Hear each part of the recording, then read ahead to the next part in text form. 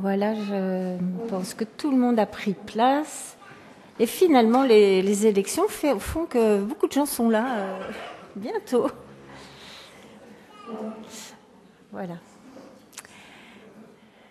Alors, bienvenue à vous tous. Bienvenue aux personnes qui sont peut-être là aujourd'hui pour la première fois. Et bienvenue particulièrement à Casimir et Rose. Car le culte aujourd'hui sera un petit peu particulier.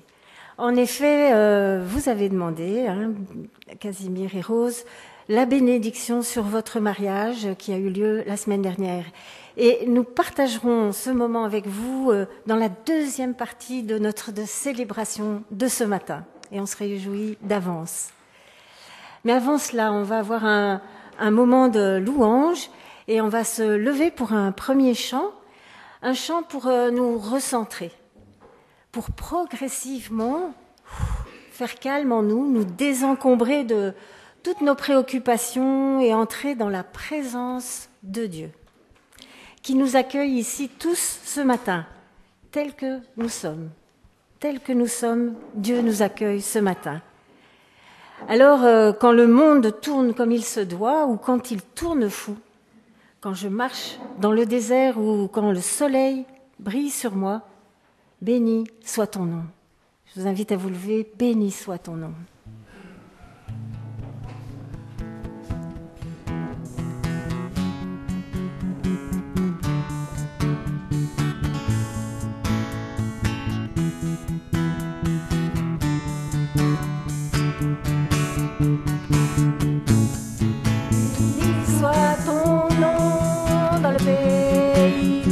L'abondance, où s'écoule ta provision, béni soit ton nom. Béni soit ton nom, quand je marche dans le lieu désert, même dans la désolation, béni soit ton nom. Pour toutes tes bénédictions, je te louerai.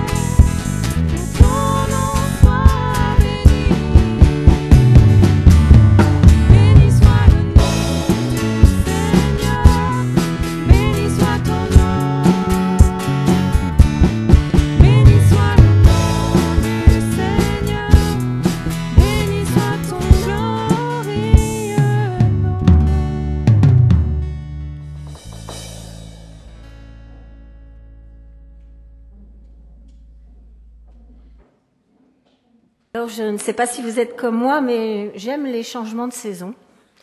Et là, comme beaucoup l'ont remarqué, nous rentrons dans l'automne.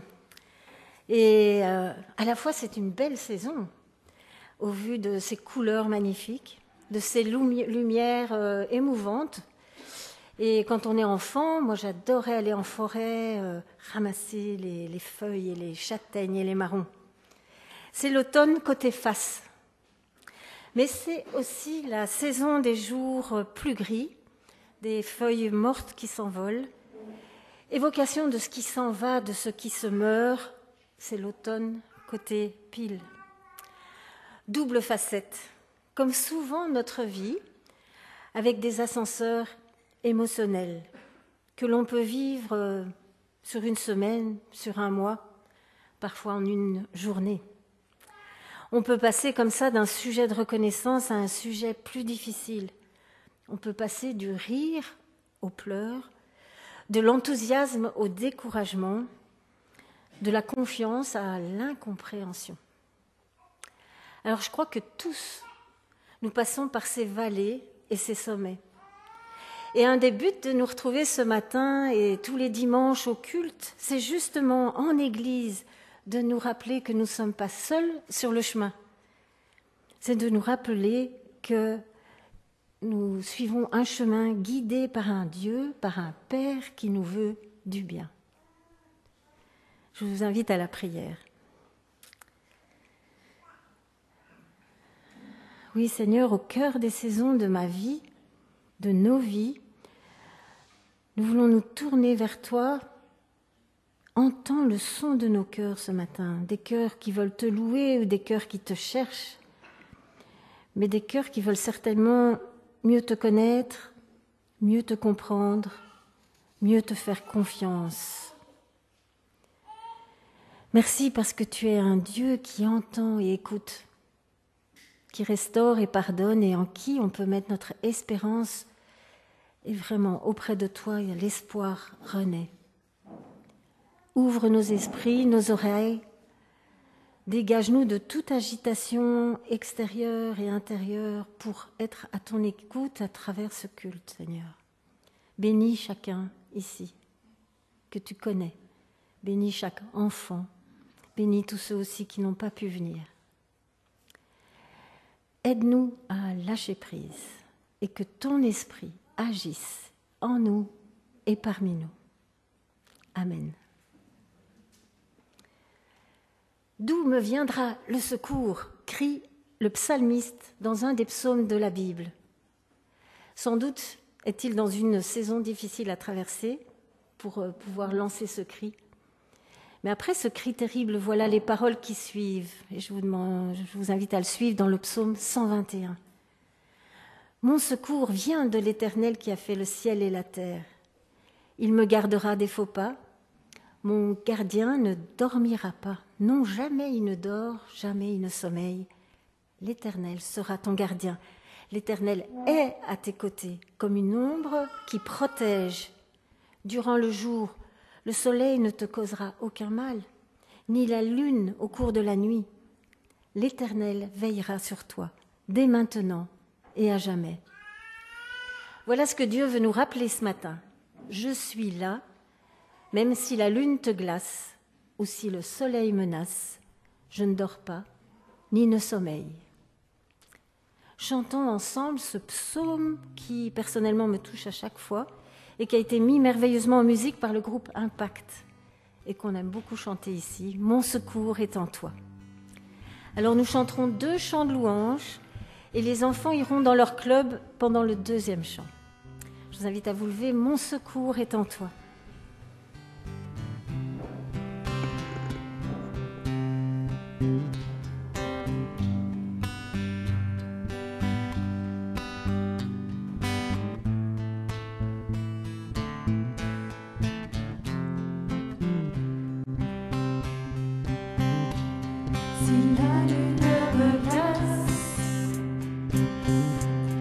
Et le soleil menace,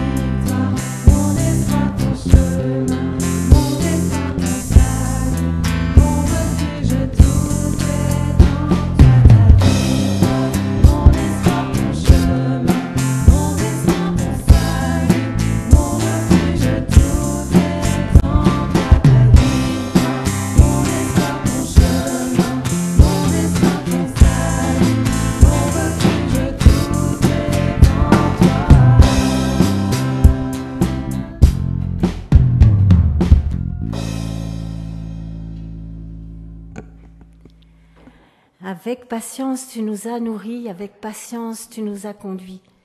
Poursuivons avec ce chant appris la semaine dernière, donc on va essayer de le reprendre ensemble et les enfants peuvent aller dans les clubs pendant ce chant.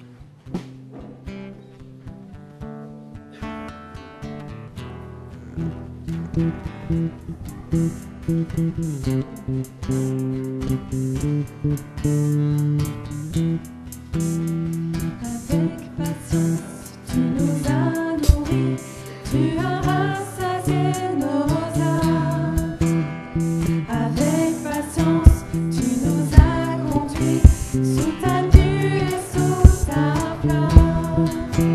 Tu es le rocher qui nous a suivis au travers du désert. Tu es la source d'eau qui jamais ne tarit, l'eau pure qui désintègre. Nous reconnaissons que tu es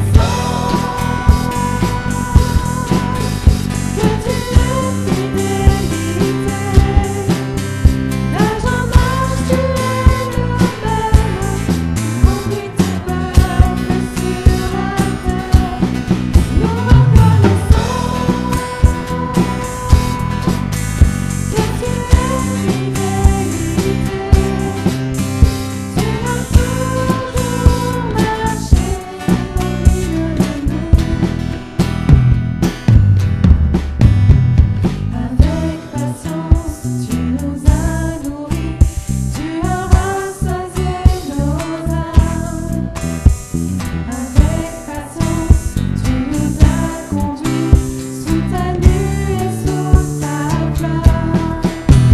Tu es la parole qui nous a gardés tout au long des années.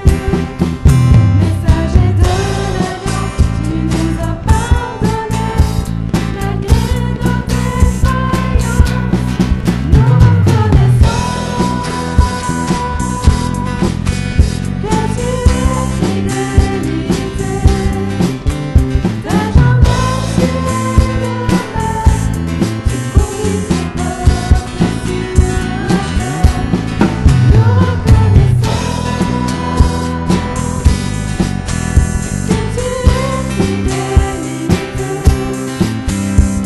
marché au milieu de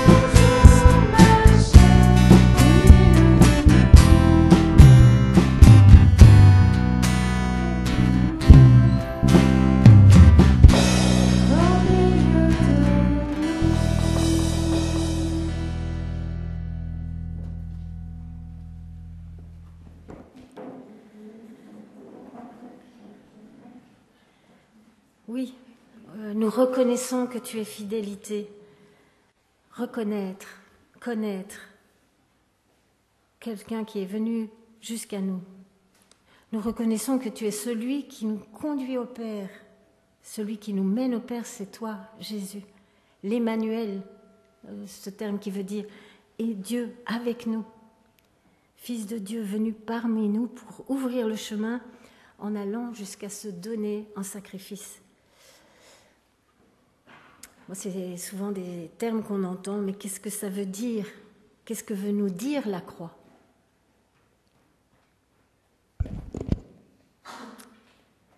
Donc, qu'est-ce que veut nous dire la croix? Quel est son message? Je pense qu'il y aura tellement à dire, hein, mais je voudrais ce matin juste vous laisser cette petite phrase que j'ai lue dernièrement. Alors la croix, ce n'est pas un mystère d'héroïsme, mais c'est un mystère d'amour. Et l'amour n'engendre pas seulement l'amour. Il transmet aussi la force d'avancer, de se relever, de pardonner, de continuer.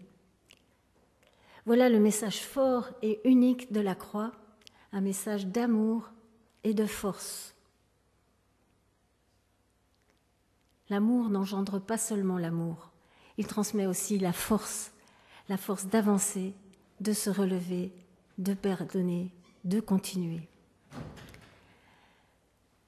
Nous avons un bon berger. Je suis le bon berger, dit Jésus. Le bon berger donne sa vie pour les brebis. Je suis venu pour donner la vie aux brebis, une vie surabondante. Et évidemment, il y a tout le mystère de découvrir cette vie surabondante tout au long de notre vie. Et c'est une lecture dans Jean 10, 11 que nous trouvons ce verset. Alors, que tous ceux et celles qui, pour qui ces paroles ont une signification profonde et personnelle, voilà, ou pour qui ça fait écho, prennent le pain et le vin qui va être distribué maintenant. Repas que nous partageons ensemble pour se souvenir et que nous prenons ensemble dans l'humilité et la reconnaissance, centrés sur cette croix qui nous dit que Dieu nous aime et que cet amour transmet une force. Alors je vais inviter à ceux qu'on a désignés pour distribuer le repas, de venir distribuer le pain et le vin. Quand j'entends l'histoire d'un Dieu plein de gloire, vêtu d'humanité, souffrant à nos côtés, comment ne pas t'abandonner, ma vie ? Quand j'entends l'histoire que sur la croix, ils t'ont cloué, mais qu'elle ne pouvait te garder, comment te dire merci ? Quand j'entends l'histoire que tu es ressuscité et que par ta vie tu as tout changé, comment ne pas faire de ce jour un Alléluia ?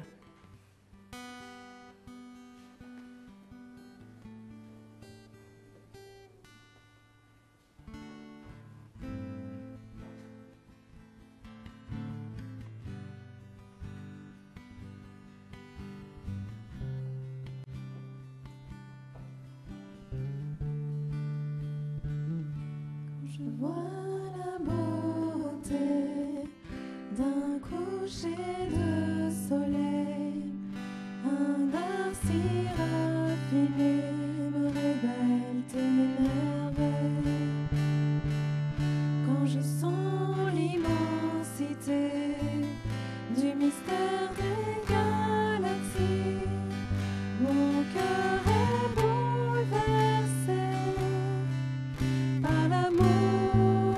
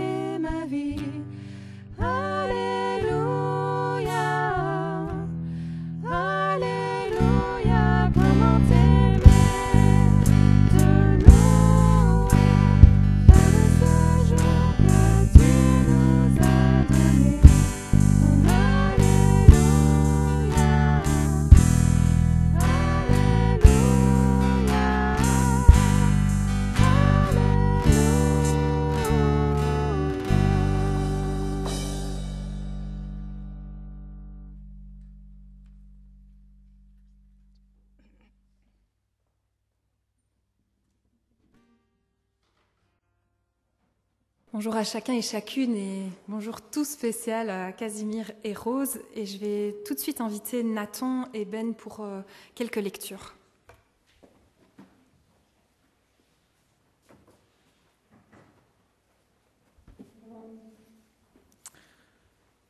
Le Seigneur dit à Abraham, « Quitte ton pays, ta parenté et la maison de ton père, et va dans le pays que je te montrerai. »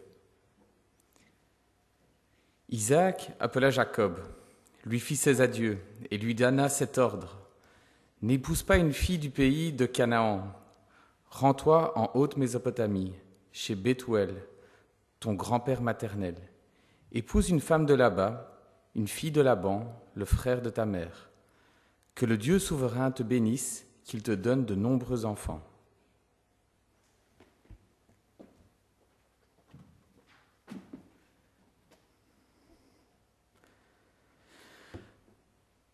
Quand Jacob vit sa cousine Rachel et le troupeau de son oncle Laban, il s'approcha du puits, fit rouler la pierre qui le fermait et abreuva le troupeau de son oncle.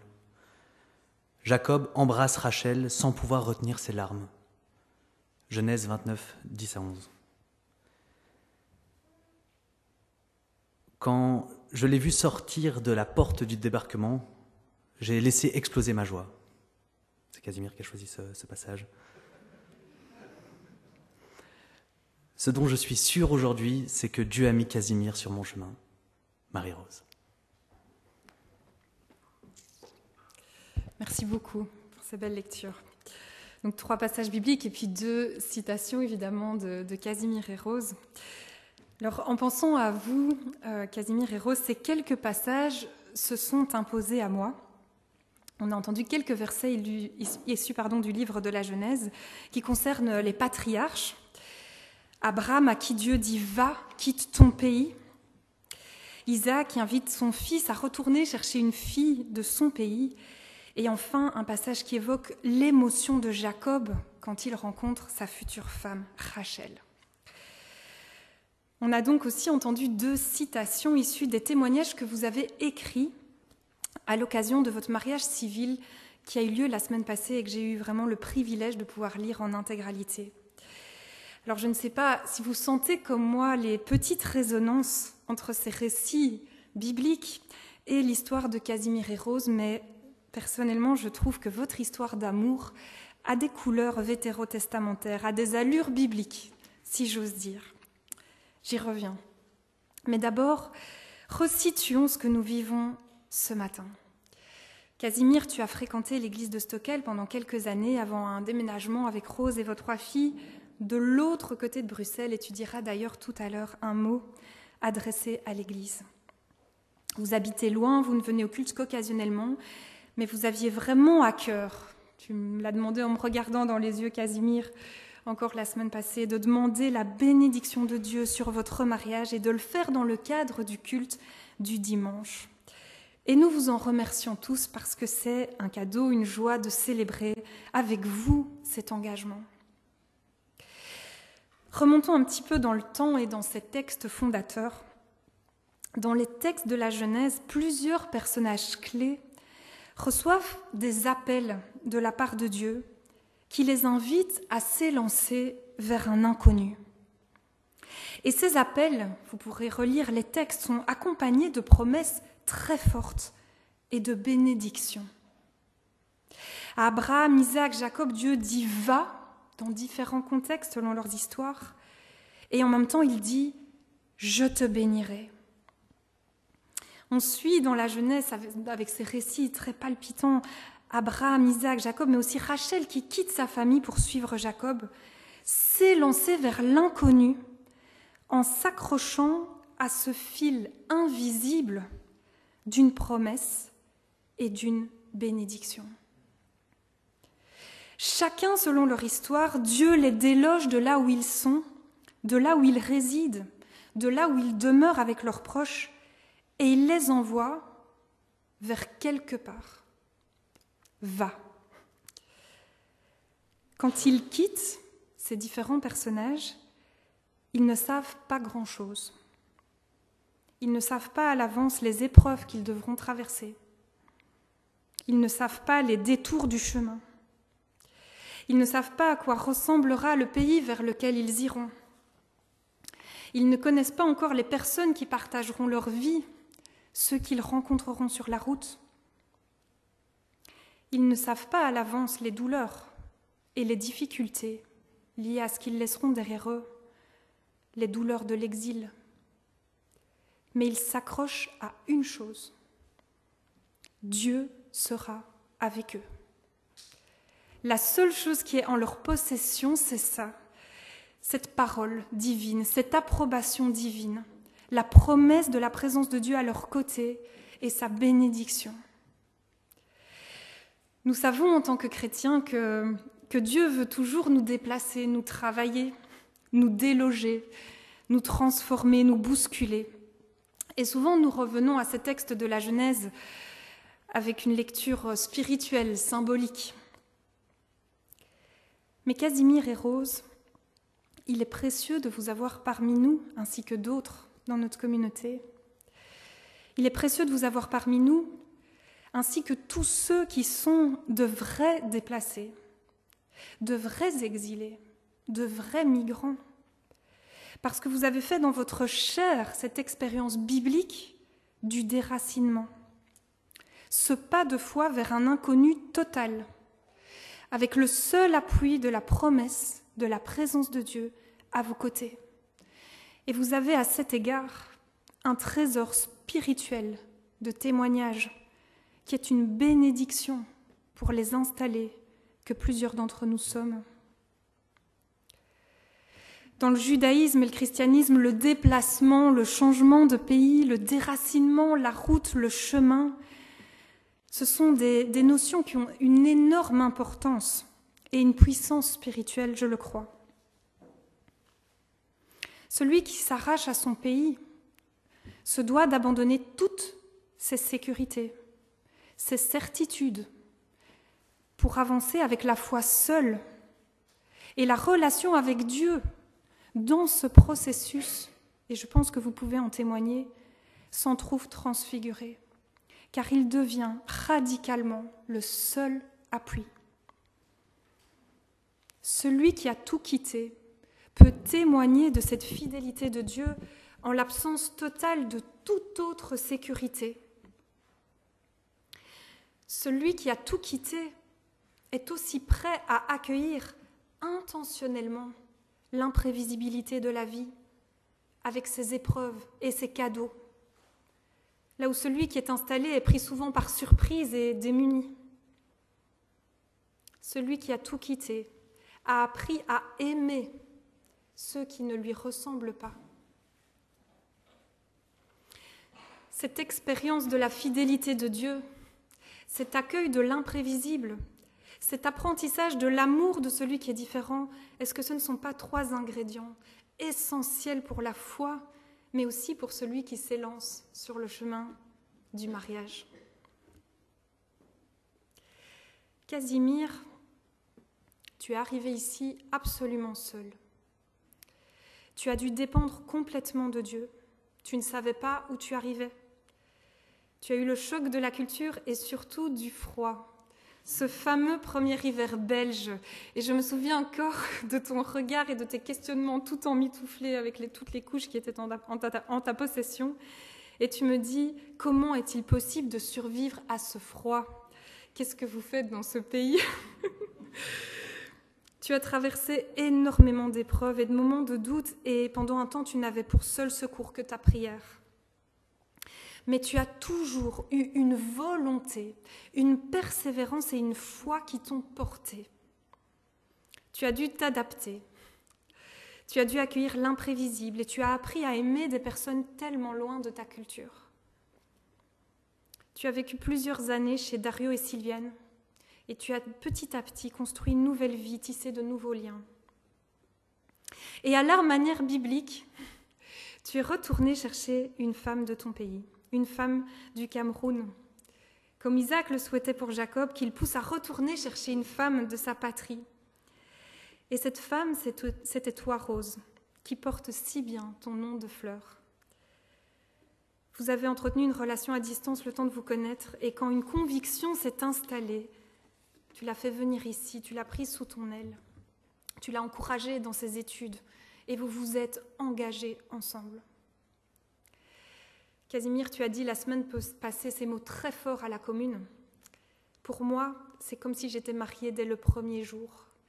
Tant la certitude d'avoir trouvé la partenaire de ta vie était forte.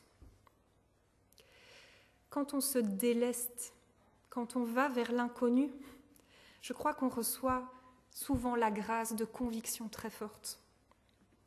Rose, tu le disais aussi dans ton témoignage, ce dont tu es sûre aujourd'hui, c'est que Dieu a mis Casimir sur ton chemin. On ne sait pas expliquer ce genre de conviction, celle d'être fait l'un pour l'autre, celle que c'est Dieu lui-même qui nous a délogés de là où l'on demeurait, celle que l'autre nous était destinée. C'est quelque chose qu'on vit à l'intérieur de soi très profondément et qui s'expérimente dans la foi. Vous avez eu besoin de temps pour arriver à ce jour d'engagement devant témoins, ce jour qui exprime pour vous aussi la reconnaissance. Car oui, vous pouvez en témoigner, Dieu a été présent. Il a été présent dans votre émigration, il a été présent dans votre rencontre, il a été présent dans vos vies professionnelles, il a été présent dans la grâce de la naissance de vos 3 filles, Cassandre, Ashley et Cristal, il a été présent dans les dures épreuves de la vie que vous avez dû traverser. Et aujourd'hui, il n'y a rien de plus beau que de regarder en arrière et de voir comment la promesse de Dieu, face à un inconnu terrifiant, s'est petit à petit réalisée, tissée, concrétisée. Vous avez souhaité marquer cet engagement aussi en la présence de l'Église, pour témoigner que cette présence de Dieu a fait partie intégrante de votre route. Il y a une dernière dimension présente dans les migrations bibliques qui est appelée, je pense aujourd'hui, à se manifester très particulièrement. Et toute l'Église a un rôle à jouer. Dans le texte biblique, quand Dieu appelle, quand Dieu envoie sur la route, quand Dieu déloge, quand Dieu invite des êtres humains à s'engager dans un projet d'amour, il accompagne cela d'autres paroles. Il promet, comme je le disais, sa bénédiction. Et il utilise des êtres humains pour verbaliser cette bénédiction, pour la transmettre en son nom. On voit dans ce beau récit de la Genèse que ce papa qui envoie son fils chercher sa femme au pays exprime en même temps une bénédiction. Le verset dit « Que le Dieu souverain te bénisse ». Casimir et Rose, je connais votre histoire et je crois qu'il y a un très gros enjeu aujourd'hui parce que vous avez besoin d'entendre ces paroles de bénédiction. Vous avez besoin de recevoir de la part de Dieu, par l'intermédiaire de la communauté, ces paroles qui attestent que Dieu veut vous bénir, que Dieu veut vous faire du bien, que Dieu dit du bien de vous, que Dieu vous approuve, que Dieu vous aime, que Dieu est avec vous.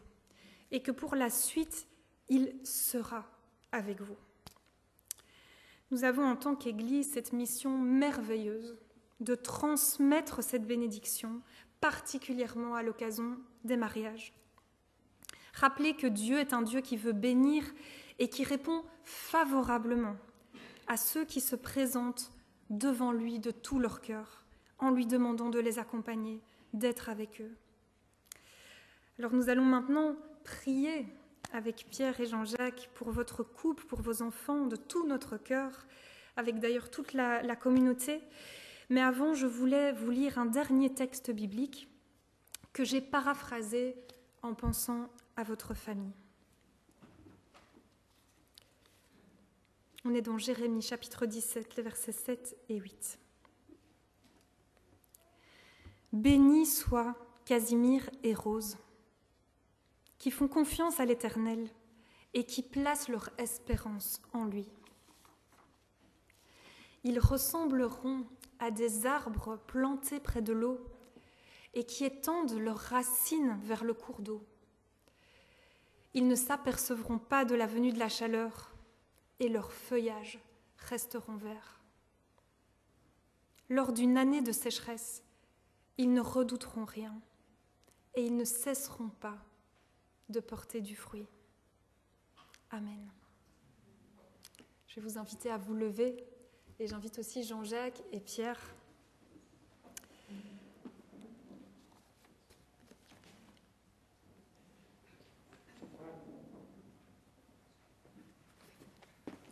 Vas-y Pierre.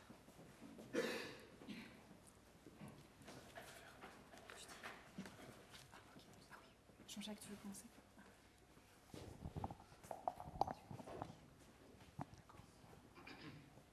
Je vous invite à la prière. Notre Dieu, notre Seigneur, nous voulons te présenter Casimir et Rose. Nous sommes reconnaissants en tant que communauté que tu aies pu les garder. Audrey disait tout à l'heure qu'il y a du temps entre le moment où nous prenons une décision, un engagement, et le temps de porter cet engagement devant toi ou devant une communauté comme la nôtre. Merci de les avoir gardés. Nous sommes vraiment reconnaissants pour cela. La Bible nous dit que tout ce que tu commences, tout ce que tu entreprends, tu le rends parfait. Aussi, je voudrais te demander de rendre ce couple parfait. C'est vrai que dans notre monde, la perfection n'existe pas. Nous allons y tendre. Mais avec ta force, nous pouvons être bien devant tes yeux. Aussi, je te demande de les bénir, de bénir leurs activités, de les garder, de les guider. Je te demande aussi de bénir leurs familles respectives, de permettre que, comme nous, en tant que communauté qui les entourons, ils puissent aussi un jour les entourer lorsqu'ils auront besoin d'eux. Bénis chacune de leur famille, des personnes qui composent leur famille et ceux qui sont autour d'eux. Garde toutes ces personnes et qu'en toute chose, l'honneur et la gloire dans leur vie te reviennent. Au nom de Jésus. Amen. Seigneur, tu es le Dieu qui bénit ceux qui se tournent vers toi avec confiance. Et nous remettons maintenant entre tes mains le mariage de Rose et Casimir. Bénis-les, bénis leur famille. Prépare-leur un avenir rempli d'espérance, de joie et de paix. Que ton amour soit au centre de leur vie, soit une source intarissable. Dans le nom de Jésus-Christ. Amen. Merci Seigneur pour la vie de Casimir et de Rose. Nous voulons ensemble te prier pour eux dans leur rôle de parents. Merci Seigneur pour Cassandre, merci pour Ashley, merci pour Christelle, les 3 merveilleuses petites filles que tu leur as déjà données. Nous te les recommandons, te demandons de les protéger, de bénir cette famille, de continuer à accomplir ce que tu fais déjà pour eux. Être avec eux, les faire grandir, les protéger. Amen. Amen. Vous pouvez encore rester une minute, je propose qu'on se lève tous et on va chanter tous ensemble que la grâce de Dieu soit sur toi en pensant à vous très très spécialement.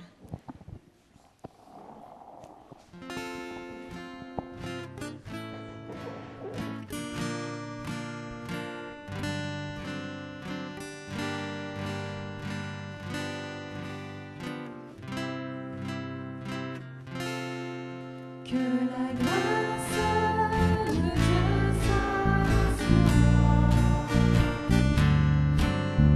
t'aider à marcher dans ses voies.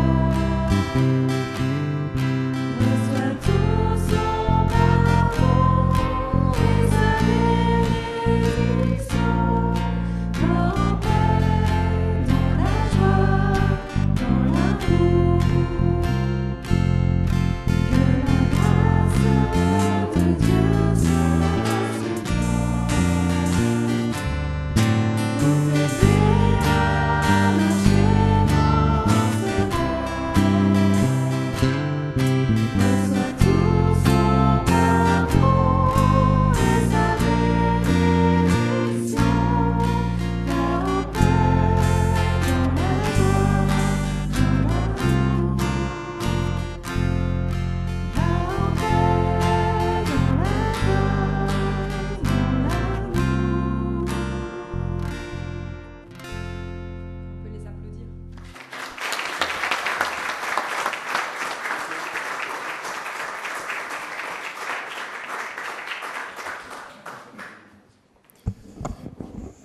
Voilà.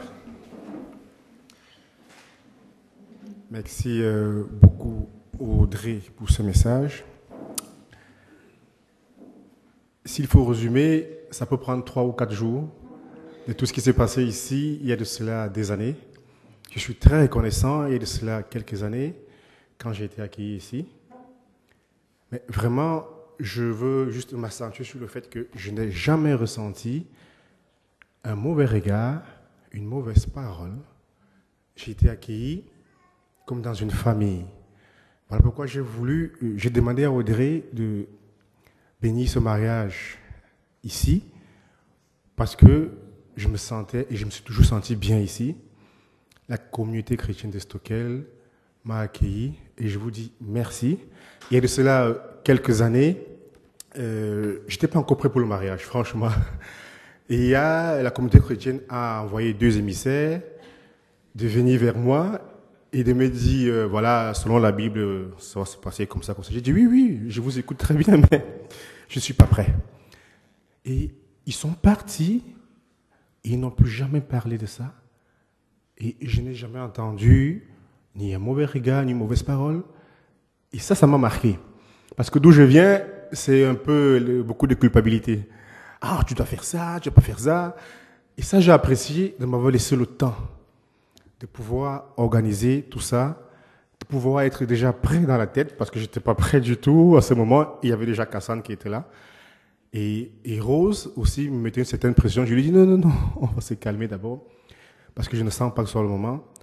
Et je voulais vraiment vous dire merci par rapport à ça, aux responsables qui se dévouent tous les jours pour pouvoir faire fonctionner cette église. Ce n'est pas évident, ils prennent sur le temps. Et franchement, j'ai prié tout le temps, j'ai eu confiance en Dieu. Ce n'était pas évident. Et j'ai tellement dit que je veux juste vous dire merci et que chacune de vos familles soit bénie et que tout ce que vous voudrez, vous le demandez à Dieu sincèrement, il vous le donnera, comme moi je l'ai fait et comme je le fais tous les jours. Soyez sincères avec vous-même, on ne ment pas à Dieu. Soyez sincères avec vous-même. Priez dans toutes circonstances. Priez. Et je voulais remercier également particulièrement Dario et Sylviane qui m'ont laissé entrer dans leur intimité. Ce n'était pas évident. Franchement, le parcours n'était pas facile. Et vous m'avez accepté dès le départ. Et je voulais vous dire merci. Vous ne connaissez pas qui, vous ne savez pas si j'étais cannibaliste ou pas, on ne sait jamais. Vous m'avez accepté et j'ai fait quelques années chez vous. Vous m'avez orienté vers ce qui était bien et ensemble on a dialogué et on a avancé. Audrey, Nathan et tout le monde, tous ceux qui m'ont aidé, je priais et je profite de cette occasion pour vous dire merci. Je priais tous les jours pour vous et vos familles. C'est tout ce que je pouvais faire. Je pouvais faire rien, grand chose, c'est prier juste. Et que Dieu bénisse vos familles. Et j'ai toujours, on est toujours en chemin. On est toujours en chemin. Et tout ce qu'on fait, c'est pour Dieu. Tout est fait pour Dieu. Dieu est la seule personne. Mettez ça en tête et soyez courageux, déterminés dans tout ce que vous faites. Et l'élévation viendra toujours de Dieu. Dieu est le centre de tout ce que nous faisons. N'oublions jamais ça. Amen et merci encore.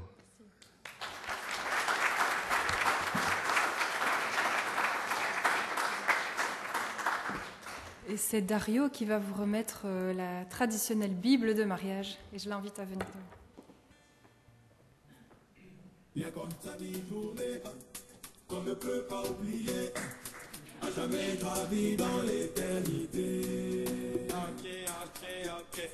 On est go.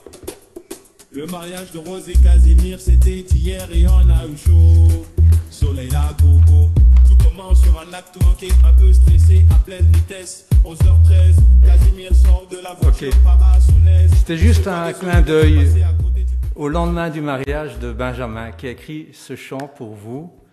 Hein, et c'était, quand je l'ai entendu, je me suis mis à rire, incroyable. Le couplet de Benjamin dit ceci: il y a comme cela des journées qu'on ne peut pas oublier. Je vais craquer, hein. À jamais gravé dans l'éternité, car il y a des gestes qu'on ne calcule pas. Ce qui est là, c'est juste l'amour. 3 enfants, une maison et encore du chemin. Et on a beaucoup parlé du chemin ce matin. Casimir et Rose, votre histoire est une belle histoire, une histoire de rencontre, et ce n'est pas fini. Il y a encore du chemin. Mais déjà, quel parcours! On en a déjà parlé, je me souviens de ce dimanche du mois d'octobre 2009. Désespéré, Casimir, tu es entré dans l'église de Uccle et tu as trouvé ce jour-là Nathan et Audrey sur ton chemin. Ce jour-là, le même soir, Nathan nous téléphone pour nous dire qu'il y avait quelqu'un qu'il fallait absolument aider, qui était complètement perdu, Casimir. Et dire à Nathan non, c'est assez difficile. Et quand vous parvenez à dire non, eh bien vous culpabilisez après. Ça, c'est Nathan. Sylviane et moi et notre famille, Benjamin, Camille, Jérémie, Tess, Nathan, Audrey, sommes les témoins de ce que vous avez vécu, de ce que tu as vécu, Casimir. Et au fil du temps, oui, Casimir, tu es devenu le frère de nos enfants. Tu as cherché ton chemin durant plusieurs années. Je me souviens de moments pénibles où tu déprimais, car tu ne voyais pas d'issue à ta situation. Et pourtant, tu n'étais pas seul. Tu faisais beaucoup de choses, beaucoup d'activités. Je me souviens, le foot américain avec Sam. Il y avait l'UGEP. La plupart des amis de Benjamin, de Jérémie et de Nathan sont devenus tes amis, beaucoup. Et il y en a qui sont là ce matin. Et pourtant, voilà, tu n'étais pas seul. Et puis les choses se sont mises en place toutes seules, avec l'aide de Dieu, oui, avec ta persévérance aussi, et ton côté entreprenant. Et puis, il y a eu Rose qui est arrivée. Et la vie faisant son sillon, eh bien voilà, 3 enfants magnifiques, Cassandre, Ashley, Cristal. Alors aujourd'hui, vous avez demandé la bénédiction de Dieu, qui est un choix de votre part, un choix libre, en prenant Dieu et les autres témoins de votre amour, témoins de votre union. Alors au nom de la communauté de Stockel, de la communauté chrétienne de Stockel, recevez en souvenir de ce jour cette Bible. Que ce livre puisse être le fondement de votre foyer, un guide pour votre chemin. Il y a encore du chemin. Que cette Bible vous aide à trouver ce qui sera la source de votre amour réciproque. Donnez-lui une place dans votre vie et elle sera une lumière sur votre chemin. Elle sera une espérance. Il y a comme ça des mots dans ce livre, dans cette Bible qui s'alignent et ces mots écrits parfois sommeillent jusqu'à ce que Dieu les bouscule et fasse sortir alors une vérité qui vous conduira encore sur votre chemin. Dieu veut, à travers de cette parole, vous rencontrer, vous parler à travers elle. Et en chemin, Jésus s'offre à vous comme le compagnon de route de tous les jours. Que Dieu bénisse grandement votre famille. Il y a comme cela des journées qu'on ne peut oublier, à jamais gravées dans l'éternité, car il y a des gestes qu'on ne calcule pas. Ce qui est là, c'est juste l'amour. 3 enfants, une maison et du chemin.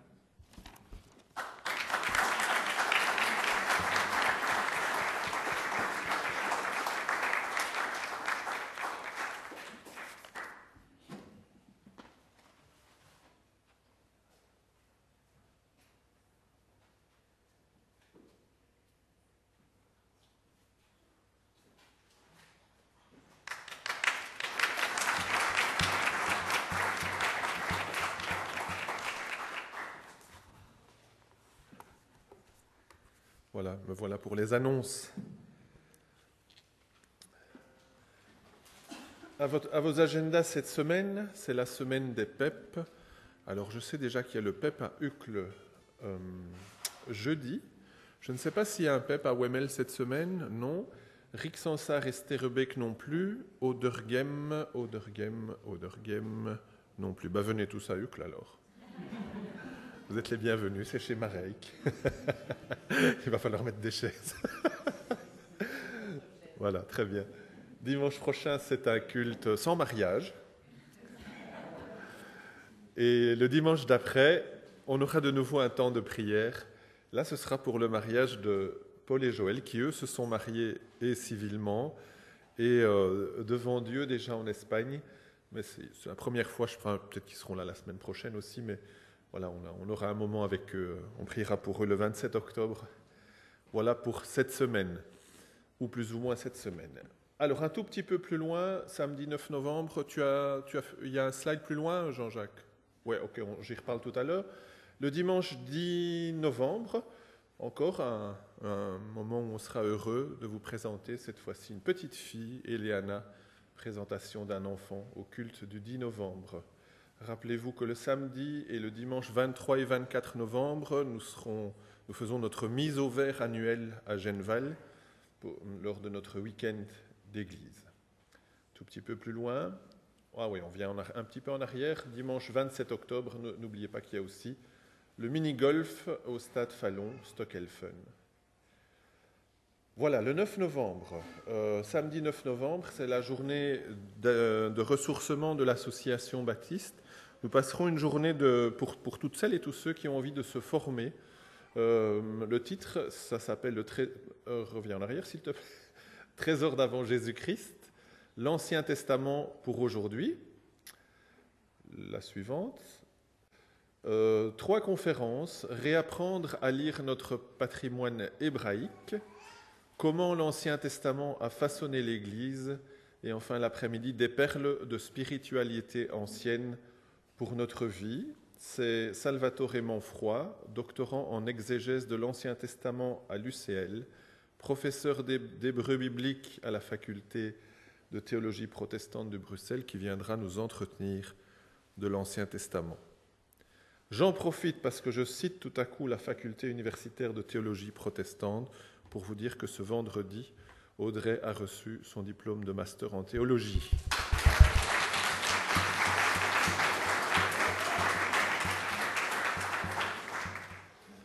Le slide suivant. Voilà comment nous joindre et comment recevoir toutes nos informations. Si vous ne recevez rien, venez me voir, donnez-moi votre mail et on solutionne ça. Nos 2 pasteurs, vous les connaissez. Et voici les œuvres que nous soutenons. Et on a eu pas mal de courriers cette semaine. Alors je vais peut-être vous dire un remerciement de la part de Jeunesse et Vie pour le don que nous avons reçu, qui a permis à 50 jeunes d'aller au camp d'été à Ovifa, près de Malmedy. Et puis toute l'année, 5 clubs qui se réunissent, je pense, le vendredi à Bruxelles, Charleroi, Nivelles, Wavre et JV Campus, je pense que c'est à Louvain-la-Neuve. Je vous cite aussi le fait qu'il y a le samedi 16 du 11, leur souper annuel. On vous donnera plus d'infos.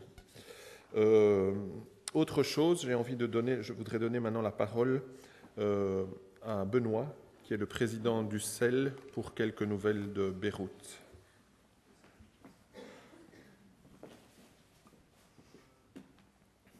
Merci Pierre, bonjour à chacun. C'est vrai, je voudrais parler du CEL, mais surtout en fait de Tahadi. Tahadi, c'est une ONG libanaise qui a été fondée par une Française, Agnès Sanders, que peut-être vous avez rencontrée il y a quelques années à Bierge lors d'une rencontre d'église, et qui a fondé là tout un programme avec une équipe, des infrastructures pour accueillir les plus démunis, ceux qui sont dans la pauvreté, vraiment dans un quartier de Beyrouth qui est proche du bidonville.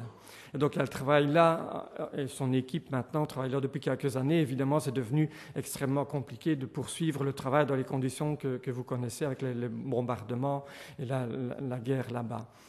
Alors, ils ne peuvent pas continuer à travailler normalement, mais ils continuent à travailler. Ils ne peuvent pas continuer à travailler normalement parce que des membres de l'équipe doivent se déplacer eux-mêmes, doivent accueillir des réfugiés, donc tout est désorganisé. Cependant, ils mettent en place des programmes pour subvenir à ceux qui souffrent de cette situation, à savoir ils distribuent des repas chauds ou des sandwichs pour ceux qui se retrouvent en rue.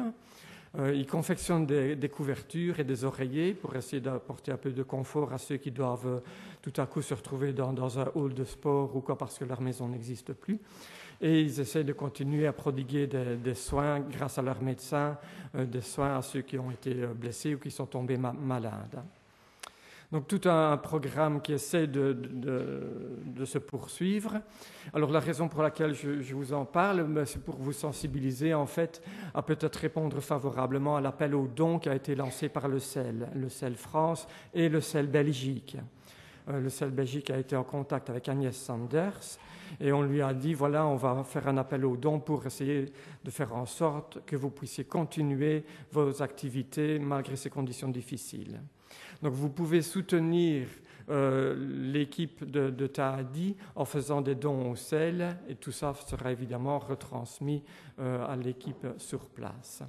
Vous avez dû recevoir, je pense, un email de la part de Pierre avec les infos pratiques. Si vous ne l'avez pas reçu et que vous n'êtes pas sûr de savoir comment vous y prendre pour faire un don via le CEL Belgique, vous pouvez me demander ou vous pouvez... Ah voilà, merci.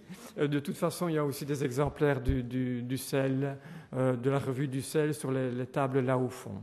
Donc ça, c'est une façon, via le CEL Belgique. Une deuxième façon, c'est d'acheter ce livre. Caroline, qui est en contact quotidien avec l'équipe de Tahadi, a apporté quelques exemplaires de ce livre qui a été écrit par Agnès Sanders et qui raconte l'histoire de la fondation de cette ONG.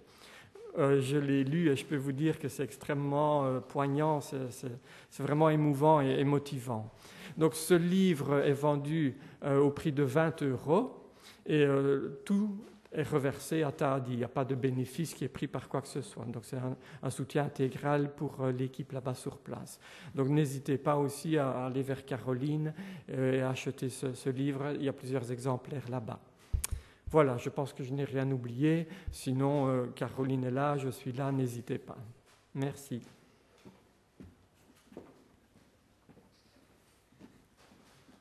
Voilà. Alors le dernier slide, c'est avec 2 tasses de café. On aurait pu ajouter aujourd'hui 2 flûtes, parce que nous fêtons évidemment ce mariage. Il y aura un petit drink, comme on dit en Belgique, avec du vin mousseux, je précise, sans alcool, donc vous pouvez en boire même si vous conduisez. Voilà, il y a du jus d'orange, il y a de l'eau, il y a du café comme d'habitude. Voilà, je pense que je te laisse continuer. Merci. Merci à tous. On va se lever pour un dernier chant. C'est le psaume 23. L'Éternel est mon berger, de rien je ne manquerai. Et on va encore le chanter en pensant évidemment à nos semaines, mais aussi particulièrement à la suite du chemin pour vous. Et puis on se retrouve autour d'un verre pour célébrer ça.